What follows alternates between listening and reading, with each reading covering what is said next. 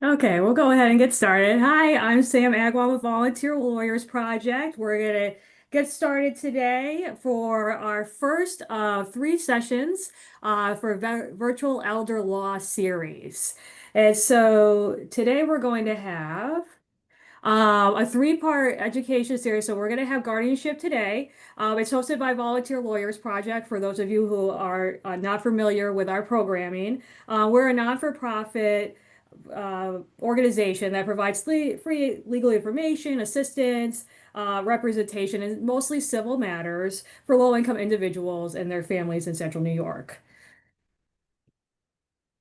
At VLP, our team includes both staff and volunteer attorneys, like our presenter today, who are supported by also volunteer and staff paralegals and law students.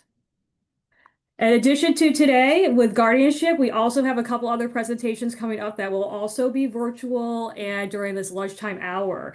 Next week, you'll see on June 11th that we will have a presentation on senior scams and fraud.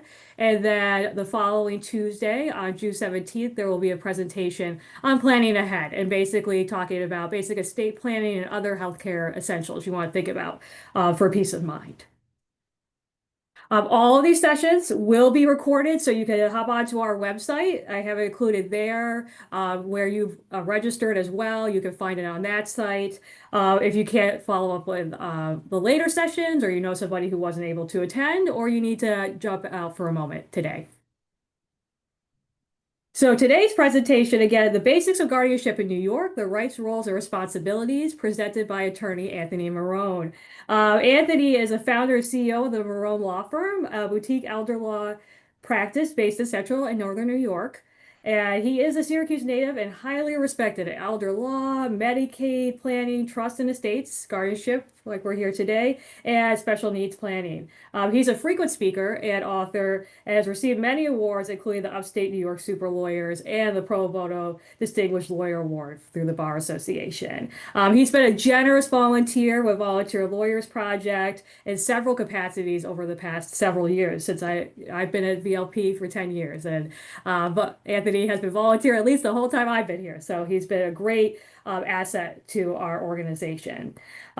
So with that, I'm going to pass it on to Anthony. We might have time for questions at the end, but you can always reach out to us too at this website too. And if you have any questions after the presentation. All right, I'll go ahead and stop sharing my screen and pass it on to Anthony. Thanks, Sam. Yeah, thank you. As Sam said, I am a native to Central New York, so if you see the windows in my background, it is not that's really Central New York today. So it is sunny.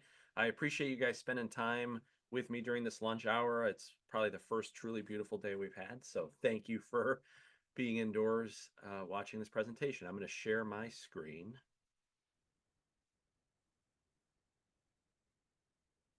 Just make sure that's worked. And if you do have any questions and you want to put them in the chat or question and answer, if I could see them, I'm happy to respond to any questions as we go. And if for some reason my camera conks out, it's not that I ran outside. If I have a technical issue, I could switch to another camera. So my name is Anthony Marrone. I'm an attorney in private practice here in sunny Syracuse. My practice focuses on what we call elder law, which is a range of issues from planning for someone's will before they pass away, helping people transition into nursing home and assisted living settings, dealing with people's estates after they pass away, and then this catch-all of guardianships, which is really what when we say guardianship, really what we mean is how do we provide assistance for people who have some kind of cognitive decline that have not done some estate planning or need a court intervention in order to get that assistance. So one of the big things that you'll hear me come back to over and over is that guardianship in New York State has to be what we call the least restrictive alternative. And we're going to talk about some alternatives to guardianship and kind of how you wind up maybe in court with a guardianship and what it will look like and what it will feel like. So the world of guardianship in New York State is governed by a law called the Mental Hygiene Law. It's a series of laws that relate to things on topics for people that are suffering from mental health issues. We have a range of cognitive type court proceedings that are governed under the mental health law, mental hygiene law. And this one particularly is found in Chapter 81. You'll hear this referred to as an Article 81 proceeding. That is the type of guardianship for someone who is suffering from cognitive decline as an adult. So this is a little different than guardianship of a child. So, when we think of, I have 3 kids, I'm their legal guardian. That's a completely separate process. It's also different for folks who are born with or develop a intellectual or developmental disability prior to becoming 21. That's a separate type of guardianship. That's what we call 17A guardianship. So this type of guardianship, Article 81, that we're going to be speaking about today, is primarily for folks who are experiencing some kind of cognitive capacity issue later in life. They don't have to be a senior, but someone who is above the age of 18 and is impacted with an inability to perform some of their activities of daily living. So we're going to talk about as we go on what those are. So there's a few different other types of guardianship. That's kind of why I want to set the stage here for what we're talking about today. Article 81, if you hear someone say Article 81, really what we mean is guardianship for someone who is probably, an adult and suffering from some kind of cognitive decline. Guardianship does involve a court process which requires an in-person court hearing, multiple lawyers, and can be time-consuming and expensive. So as we go on today, we'll talk about all the different ways that this process is expensive and maybe some alternatives to avoid guardianship that are less expensive and less time-consuming. So before we get too far in, I just want to have some definitions, because if you're involved in a guardianship proceeding or you're dealing with guardianship in some way, there's a lot of jargon. There's a lot of words and abbreviations that lawyers and judges will throw at you that you kind of need to know. There is this secondhand speak that we have in guardianships. The big one is AIP. This is the alleged incapacitated person. So the person about whom the guardianship case is focused, the person who is suffering from some kind of cognitive decline, that person is in shorthand referred to as the AIP. So if you see that term somewhere, that's referring to the person about whom the guardianship is being brought. After someone has been deemed incapacitated in a guardianship case, they'll just be the IP. We drop off the A, we drop off the alleged. They're just the incapacitated person. So guardianship can help in two fundamental ways. Primarily for someone to get assistance in dealing with what we call personal needs decisions. Think of things like medical decisions, deciding where to live, deciding who you should socialize with, if you should be married. And then the second set of things that guardianship can help with are property management needs. So this is, think of money, banking, finance, dealing with Medicaid if someone's in a nursing home, dealing with the IRS to file someone's tax returns, managing their property if they have real estate. So they get two basic sets of powers under guardianship. The law says that the guardianship has to be the least restrictive form of intervention, which assists the incapacitated person in meeting their needs, but at the same time permits them to exercise independent and self-determination of which they are capable. So you'll often hear in a guardianship case, someone, usually a lawyer, say, well, is this the least restrictive intervention? And so what they mean by that is, well, could we accomplish this in some other way? Do we need to be here with the judge and having a guardianship put in place, or is there some other way to solve this person's problem? One of the biggest ways that we do that to avoid guardianship with people is through the use of estate planning documents. And so if we're talking about an alternative, one of the things that we're looking at is, can this person sign the document that's called a power of attorney? Meaning, can they sign a document that appoints someone to manage their finances? Can they sign a document that would appoint someone to make medical decisions for them? That's called a healthcare proxy. And if they're well enough, if the AIP is well enough to sign those documents, then that could be seen as a lesser restrictive way of intervening in their life. So that question will often come up. Is it possible for them to sign those documents? Maybe they already have those documents in place.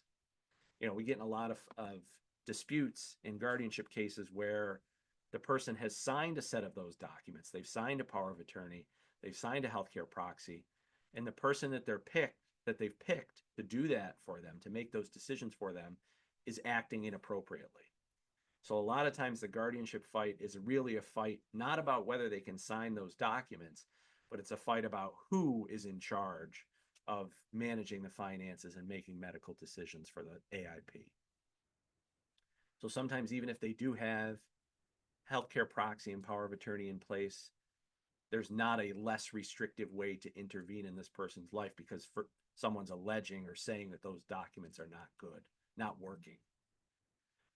Some more definitions. Incapacity. So this is a thing that a lot of people get confused. In court, when we're talking about this kind of guardianship, the question is the person is likely to suffer harm because they're either unable to provide for their personal or property management needs, meaning they can't cook, they can't clean, they can't drive, they can't do banking, or some combination of those things, or they don't adequately understand and appreciate the nature and consequences of that inability. Meaning, not only can they not do those things, but they don't understand how not being able to do those things puts them in danger. Not only does grandma not cook for herself anymore, but she doesn't even understand that if she turned the stove on, she'd probably walk away and burn the house down. That kind of stuff. That's a crude example, but that is kind of what we're looking for. So the thing that is very tricky for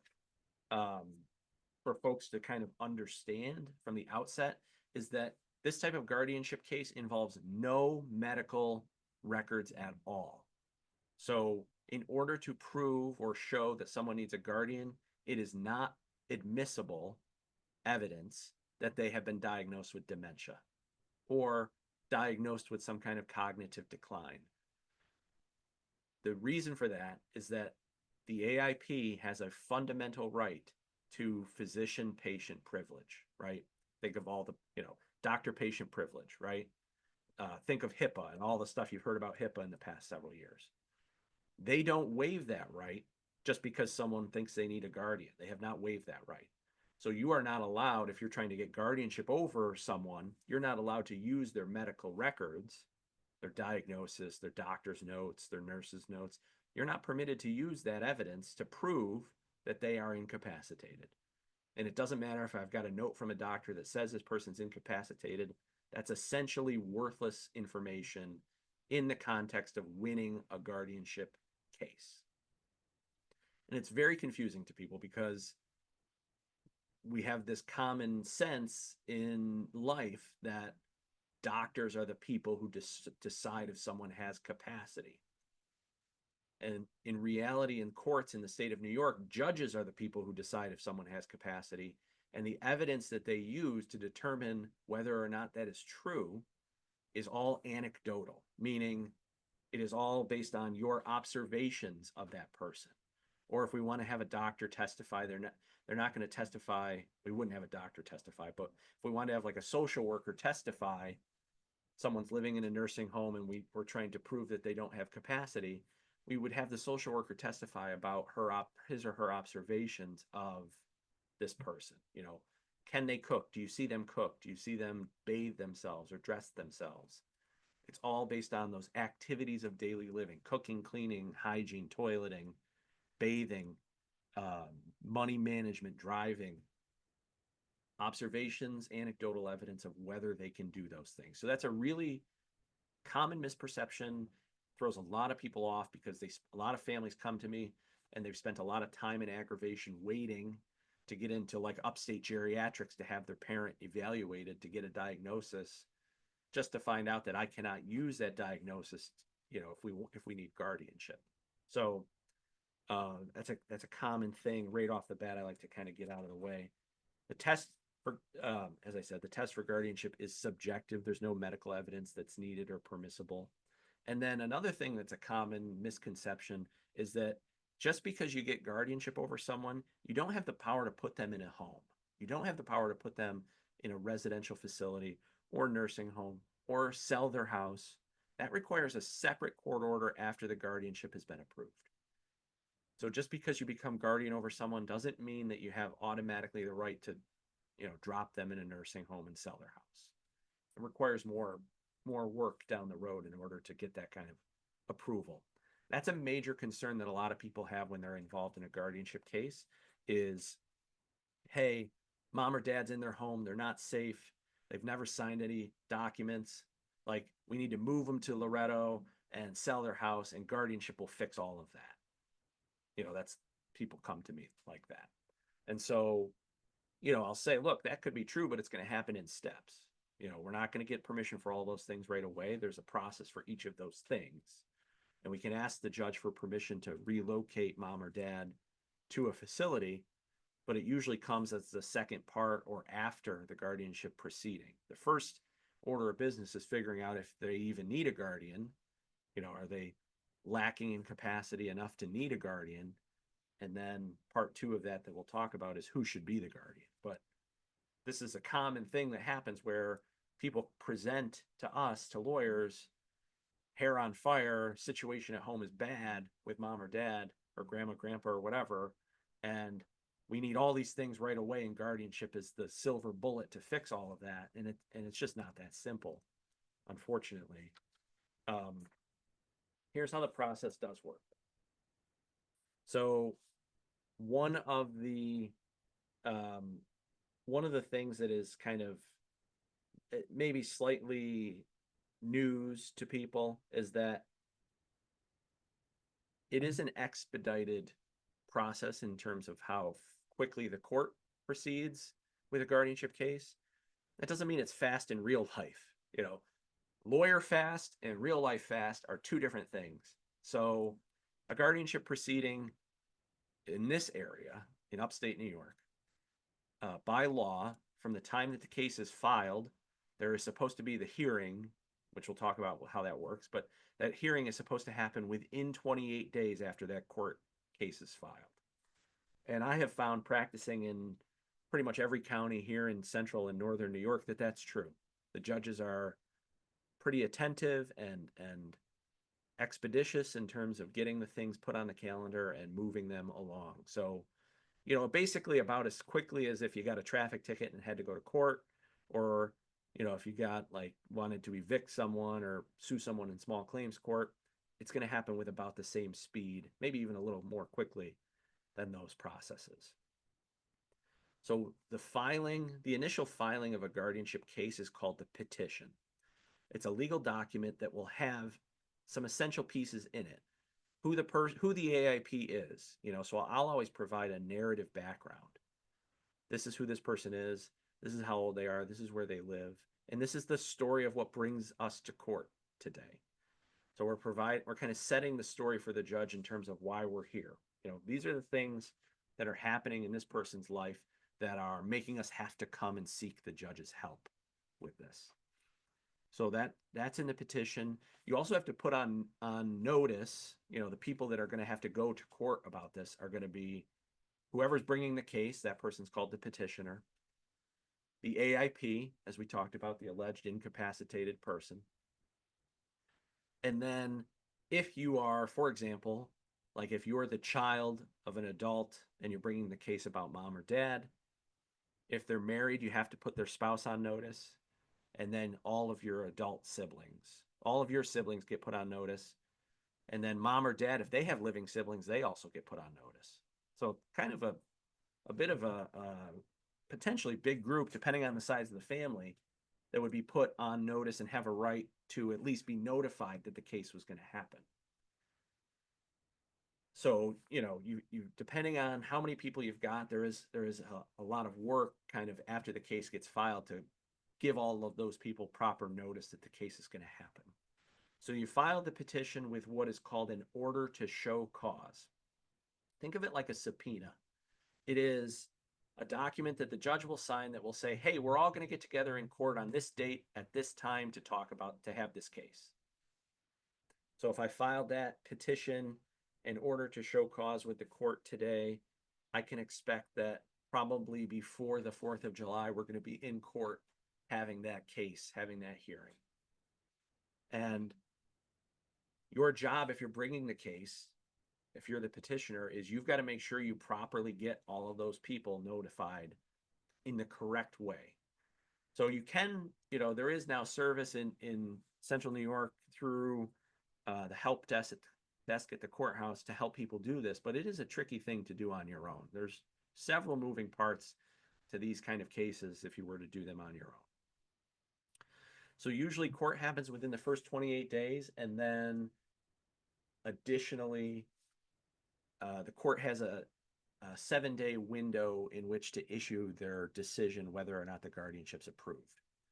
Most of the time in Onondaga County, which is where we are today, there's one judge that hears these cases. So we have a specialist type judge who hears these cases, who has experience in this area of the law.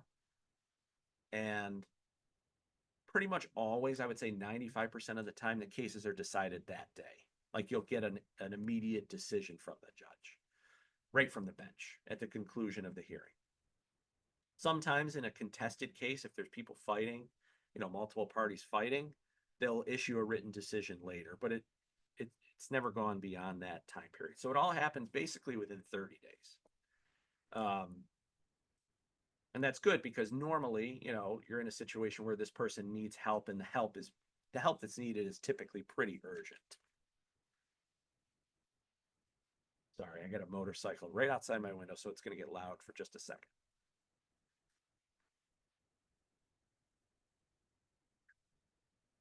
Okay. Sunny day, though. Everybody's out. Okay.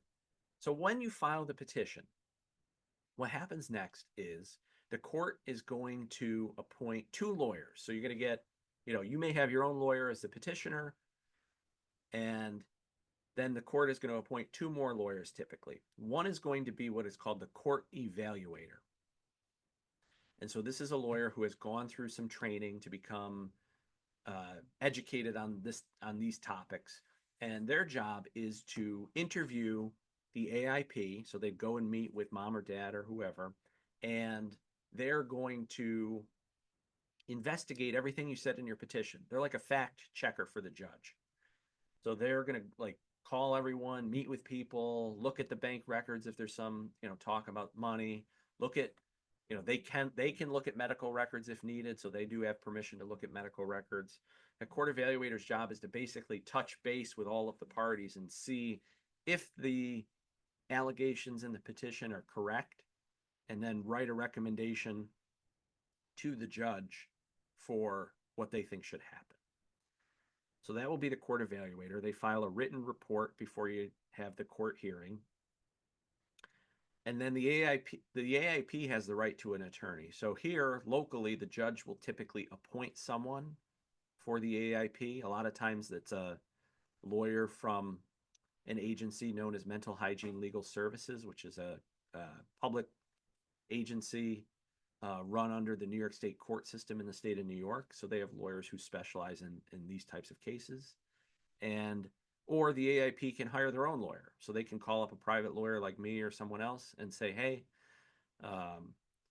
someone's trying to get a guardianship against me and I want to hire my own lawyer. That's rare that happens, because normally in most of these cases, the person is experiencing some kind of cognitive decline.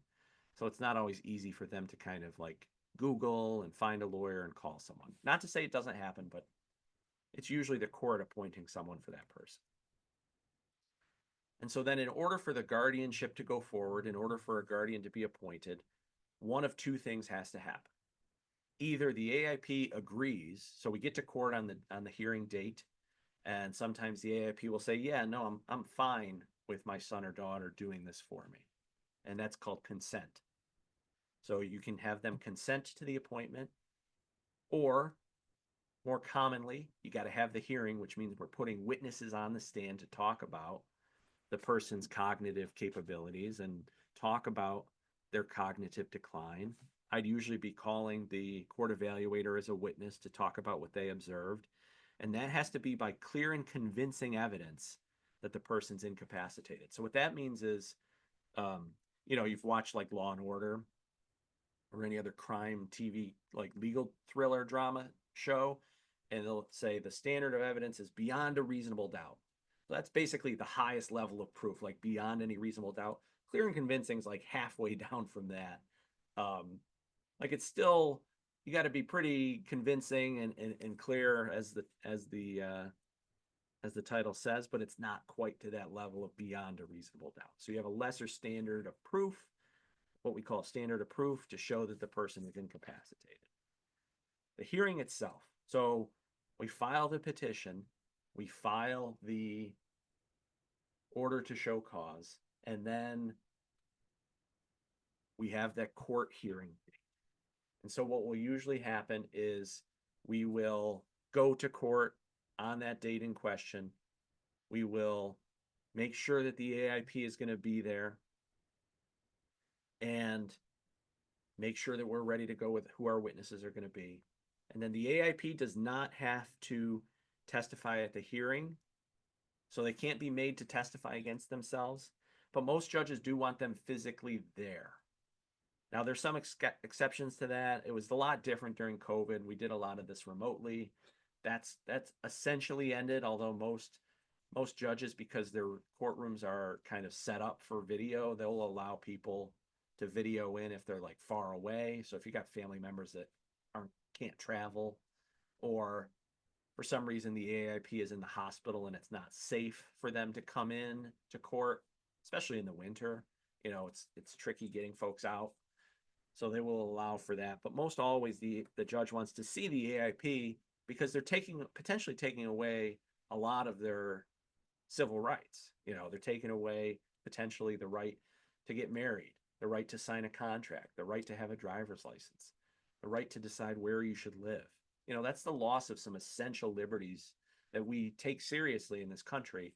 And so our judges take it seriously too, and they don't want to grant guardianship having never seen this person. It's the job of the petitioner to make sure that the AIP gets there, like get them to the courthouse. And sometimes this takes some coordination, especially if they're in like a facility. The petitioner or the petitioner's lawyer has to present evidence to show incapacity. So that's usually like a family member testifying about, this is what's going on with mom or dad. This is what I've observed. This is what I've seen them. These are some of the struggles. And then typically I will also call the court evaluator to confirm all of that. And then the AIP or their lawyer will have a chance to cross-examine and call their own witnesses. And so sometimes this is pretty straightforward, in a case where everybody gets along and it's just really the situation that the parent never or grandparent never signed legal documents and now is too far declined to, sign stuff, and everybody gets along and the family gets along and the court evaluator agrees, then it's usually pretty quick, like 20, 25 minutes in and out. Compared to, sometimes there's cases where the siblings are fighting or family is fighting about who should be in control. And the witness list is, so long that the hearing's going to take us 2 days to do or multiple days to do. So they kind of run the gambit in that way. So then what you have at the end, once all of the testimony is concluded, the judge will make a decision. And so it's really a trial in two parts, or a hearing in two parts. Part one is, does the person need a guardian? Meaning, are they incapacitated? Has the evidence shown that they don't have the ability to do their activities of daily living on their own? And then if that is true, incapacity is proven, question two is, who should be the guardian? So is the person who brought this case appropriate to be the guardian, or do we need someone else to potentially be the guardian? And in the default in New York, there's a list of lawyers like myself who have done training and served as guardian before, and we will step in as a professional guardian if the family can't agree, or if there's a fight, or if there's no family. My office and lawyers like me are called often to actually serve in that role. So it's kind of like a backstop or safety net. So then you have a guardianship, and the question is, what can the guardian do? And there's a lot of power that the guardian can have. Guardian of the property. So if the court says, yes, we need a guardian to manage this person's property. And property can just mean money. It can mean a house. It can mean a car. It can mean any number of different things. What we call marshal the assets, collect someone's assets. So I have a guardianship right now, and this person had like 8 different bank accounts at 8 different banks. And so my first order of business is to gather all of that money into one place, collect all of that money, put it under my control as guardian. So take their name off of all of those accounts and put it into an account where I'm the guardian for that person. From there, I can pay bills. I can ask the court, sometimes someone has life insurance and they haven't put a beneficiary on that life insurance. So I can get court approval. I have a case where we have a person who had a stroke and he didn't have a beneficiary on his 401k, and we wanted to designate his daughter. The family wanted to designate his daughter, so we got court permission to do that. Prepay funeral expenses is a very common thing that we're asked to do. Rent a primary residence or sign a lease at an assisted living facility. Hire an accountant to do taxes. Create trusts if necessary. Make gifts, we rarely do. I think I've only ever done that in one case where the person still had a kid who was in college. And then waive marital rights. Sometimes it's rare, but you see these romance scams where someone's kind of getting asked to marry them and they don't have cognitive ability. So you can actually work on voiding the marriage or getting a divorce. But lots of power for a guardian of the property, which is why the court wants to see the person before they decide they need a guardian of the property. Guardianship of the person. So this is personal needs. So if the judge says, yes, not only do we need a guardian of the property, but we need a guardian to make personal needs decisions too. What does that mean? Who provides care or assistance? So I can decide if I'm the guardian of the person, who would the caregivers be for this individual? Make decisions regarding social environment, like who gets to see them, who gets to visit with them, determine whether they should travel, determine whether they should possess a license to drive, authorize HIPAA releases for confidential records, make decisions about education, apply for government benefits like Medicaid, Medicare, Social Security, make medical decisions. That's a big one. I get called all the time. So-and-so needs their flu shot. Do you consent to the flu shot? Or, this person has been moved from the nursing home to the hospital. Do you consent to the use of resuscitation for them? And then also choosing what we call the place of abode, the place that the person will live, with some exceptions like what we talked about earlier, where if you want to move someone from their home into a nursing home, it requires a separate level of permission from the court system. The aftermath. I spend a lot of time with people that call and want to bring a guardianship case, basically talking about this first, because it all sounds well and good to have the powers that we talked about in the previous 2 slides. And a lot of people think that that would be indeed helpful in their situation. But what I want clients to know going in is I want them to know what the back end will feel like. Like, what's it going to feel like, and what are your responsibilities going to be if you are picked to be the guardian for this person? One thing to know is that there's lots of reporting.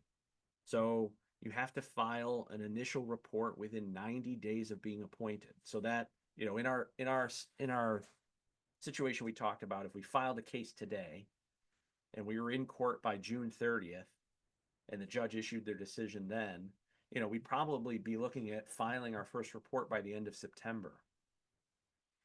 And it requires all of this information about the person. Sometimes if you're guardian of the person, it requires copies of their medical records, bank statements, showing what you've done, asking about what you plan to do. And then all of that goes to what's called a court examiner to review. So different than the court evaluator, every county has their own court examiner who gets these reports and then checks and makes sure that they're correct. They want to check and make sure you're not stealing from the person, or that you're not making decisions that are against their wishes. So they don't really interact with the AIP at all, but they're checking to make sure you've done everything you're supposed to do, and really checking the math on your report more than anything to make sure that all of the money is accounted for. There's been a lot more criticism in New York, particularly coming from downstate where there's such a high volume of guardianship cases. ProPublica, which is like an independent news organization, has produced a lot of in-depth reports of major failings in the guardianship system over the past 18 months. One of the things they focused on is court examiners not doing their job in a timely way. So not checking reports or making sure reports get filed in a timely way, and then it being too late to catch that someone's stealing or taking advantage of a person, or a person's living in squalor or something like that. You're required to do 4 visits to the incapacitated person annually. So that's a big thing, especially for me. If I have someone that's like I have a guy now who has relocated out of the state of New York with his sister, and it's going to be challenging for me to visit with him because he's in Florida. So, one of the things that we think about is it feasible for the person to visit 4 times a year? Before you jump in and decide whether you need a guardianship, let's talk about making sure you're going to be able to satisfy that visitation requirement. You have to do an annual report every May. So we just passed the deadline for last year's annual reports. So all of my annual reports for 2024 had to be submitted by May 31st of the following year, which was last week. And that requires in-depth reporting on medical records, if you're guardianship of the person, finances, here's all the bank account statements, here's the checks. Then the court examiner is going to check and make sure that balances just like a checkbook. And then, so one of the other things to know is that at the end of the guardianship case, when the guardian gets appointed, there's a question of who gets paid and how do they get paid, right? Like if we have the court evaluator and the lawyer for the AIP, how are they getting paid? If the case was successful and guardianship was granted, then the AIP's funds are used to pay the lawyer of the person who brought the case, the petitioner's lawyer, the court evaluator, and their own attorney.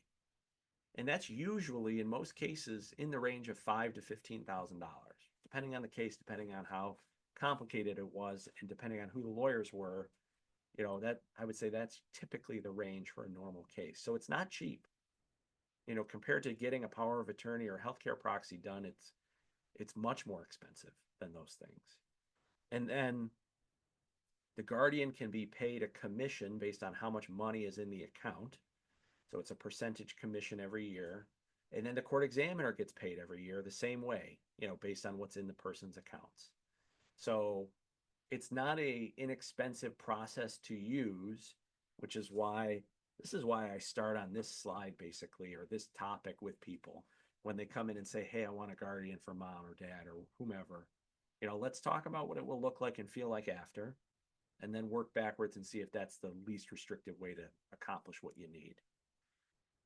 If you need to move the person into a skilled nursing facility or sell their real estate, or you want to do gifting, or you want to do changing beneficiary forms, all of that typically requires an additional court proceeding after the guardianship hearing. So it's one of those processes where a lot of people hear about it. You may have heard it called conservatorship, which is what we used to call it in the state of New York before the 1990s. And they still call it conservatorship in some other states, but we call it guardianship, or Article 81 guardianship here in New York State. It's run by judges and lawyers and court examiners, and not for the faint of heart. It's certainly not the easiest way to get to be able to manage someone's finances that's suffering, from dementia or Alzheimer's or cognitive decline. Certainly the easier way is power of attorney and healthcare proxy. Sometimes that doesn't work, or the person's too incapacitated to sign, and that's kind of how you get into this guardianship track. It's a real struggle, particularly in cases where the person doesn't have a lot of money, because then the courts struggle to find lawyers who will take those cases pro bono. So it's a tricky thing, and we try to explore alternatives and figure out other ways to troubleshoot what's going on. But we've seen more and more of these cases getting filed, and a lot of times it is really um, dropped on the lawyer's lap to try to solve all of this stuff for people if the family has kind of bailed on them, or there's no family around, or the family's fighting.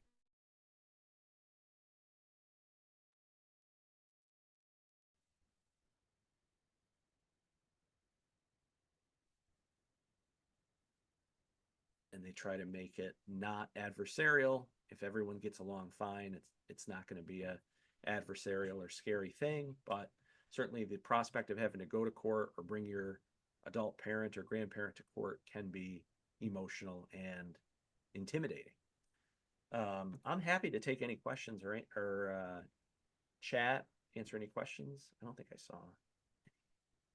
I did want to ask Anthony, when you do get the folks that do, and we certainly do at our organization, they have concerns about the loved one that they need help taking care of themselves and everything. But like you said, the person who is worried about their loved one doesn't have the capacity to act as guardian, can't do. What do you say? Is it an adult protective sort of call? Like, what do you do with those sort of situations where they can't Or get the person who is concerned about the loved one couldn't be the guardian. couldn't do it? They're like, no, I can't do that, Also but I know they unable to need do it. help. Yeah. Yeah. Adult Yeah. protective, typically, we might refer it to adult protective, or, if they're willing to bring the case and say, hey, I can't do it for some reason, but I want like what we call Part 36, which are the lawyers who handle those cases. Like we want the court to appoint a Part 36 guardian.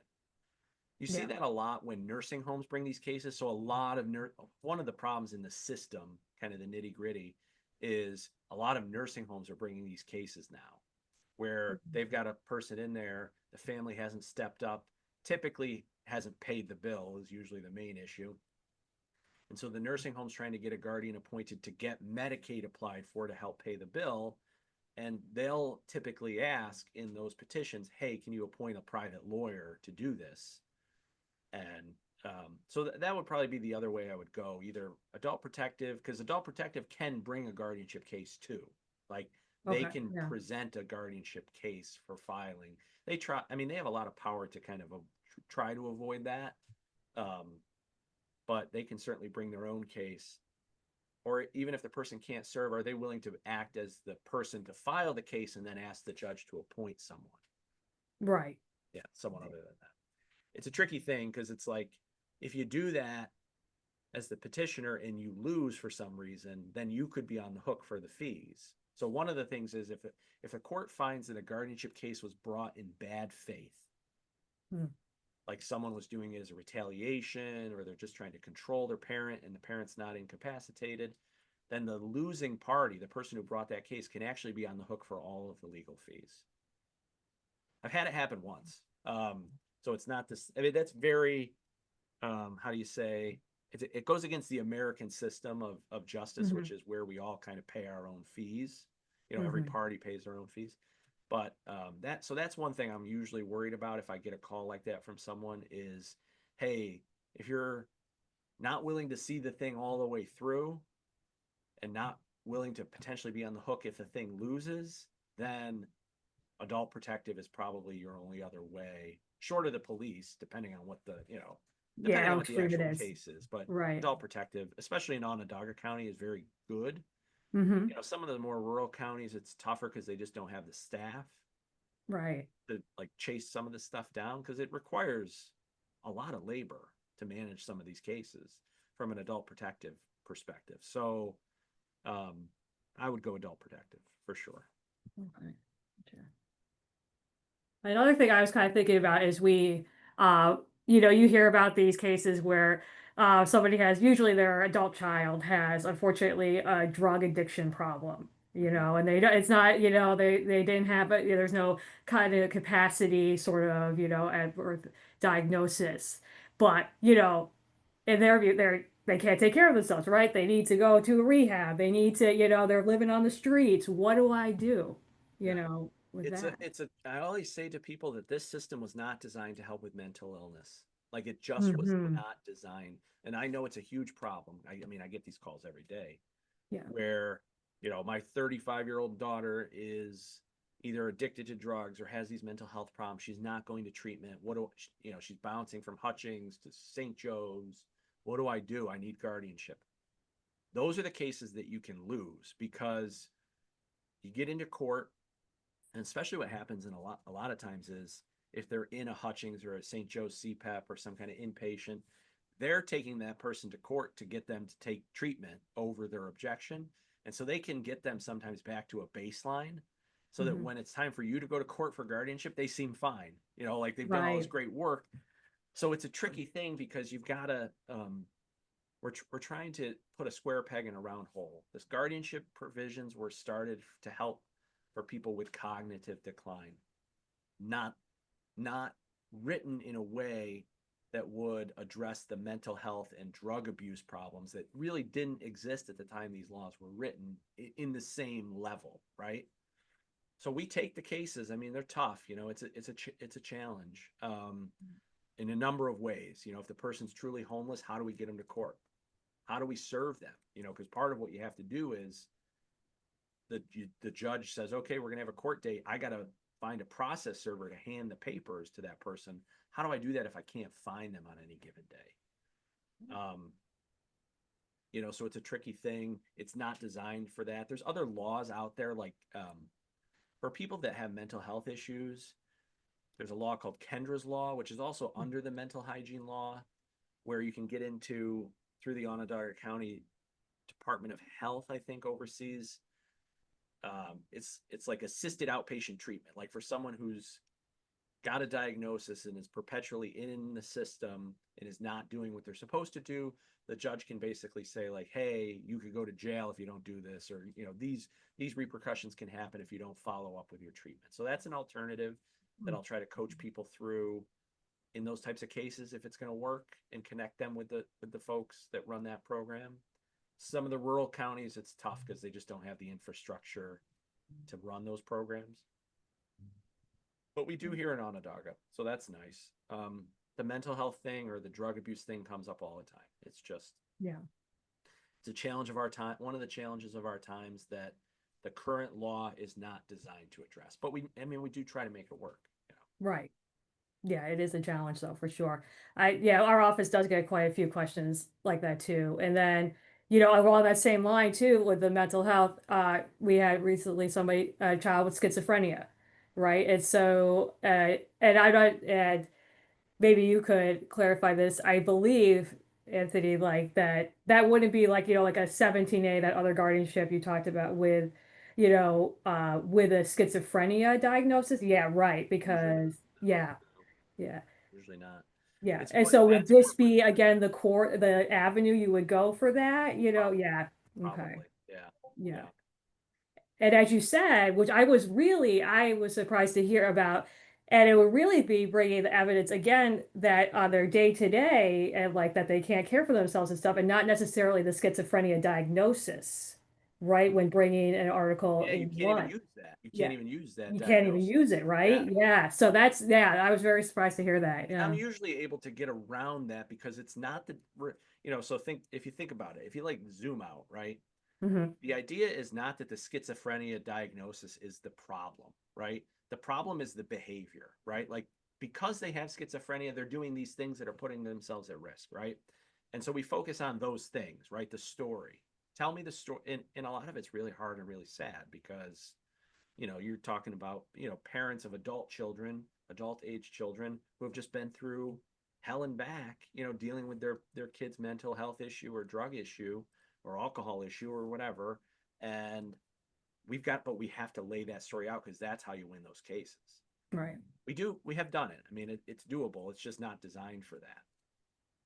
I do Right. have a question in the Q&A too. Yeah. In addition to requiring bad faith guardianship petitioners to pay court costs and fees, is there any other relief or avenues to prevent or address situations where guardianship proceedings are potentially being used improperly? Yeah, it's a great question. So, one of the things that I started to see some judges do We particularly have a judge in the Southern Tier who's very good on guardianship cases and oversees the statewide committee to reform the guardianship laws, is penalize the lawyers who are bringing the cases. So I've received a copy of a decision where he said the lawyer that has brought the case improperly or not done it correctly has had to actually pay everybody else's fees, like the lawyer themselves. So a lot of it is trying to push back and push it back onto the bar and say, hey, you've got to do some due diligence before you file these things and make sure that they're correct and that you're following through correctly with people. Sometimes courts will just not not even allow the guardianship case to be put on the calendar. Like if there's something truly wrong with how the person has filed the case or what in the very beginning, the judge can just refuse not to set the court date in the first place. That's rare, but like sometimes it's happened where, especially if they have like the person who's trying to file it is pro se without a lawyer and they're like belligerent with the court or like they're in some kind of mental health crisis themselves trying to do this, the judge can just refuse to even set the court case in the first place. So I've seen that happen a few times. Financial penalty is usually the way that we address problems in this country. So most of the like trying to root out the bad actors is done through some kind of financial penalty. It's a good question. Someone had their hand up, like on the thing. I don't know if you want to type it in the Q&A or type it in the chat. Or talk. I don't know if it'll let you talk, but unfortunately not on the webinar, so I apologize for that. yeah, so if you want to type your question in, you could definitely do that. Sam, do you have any other questions? Those were good. No, I think that I just wanted to point out, I think that that's great. I like that what you said that you usually start with because I think about that a lot too when I get inquiries because it's always a balance with these things, like especially for everybody who, you have a right to, file what you believe, you have a case for, right, and everything. And, we'll help you do it if you can't afford an attorney to do it and things like that. But should you really do it, right? So should you really file to be a guardian, right? Like really Like, thinking about, yeah. do you remember in Jurassic Park, the original Jurassic Park, when the Jeff Goldblum character said, your scientists spent so much time thinking about whether they could do this that they didn't think about whether they should do this? It's that. Like, Yeah. can we do it? Sure. Should we do it is where we want to spend some time discussing ramifications, right? Right. Yeah. Oh, yeah. Yeah. And then it was really useful, I find that to know what the responsibilities are after, even once you become a guardian, how much work it takes in More terms work, way more yeah, work after. I can way concur. more. I've had cases where I've been appointed where I've had to go, and during COVID, it was just impossible, but like go to a person's house, clean it out, clean out their stuff, have a garage sale, sell the house, figure out which belongings they should keep, get a storage unit.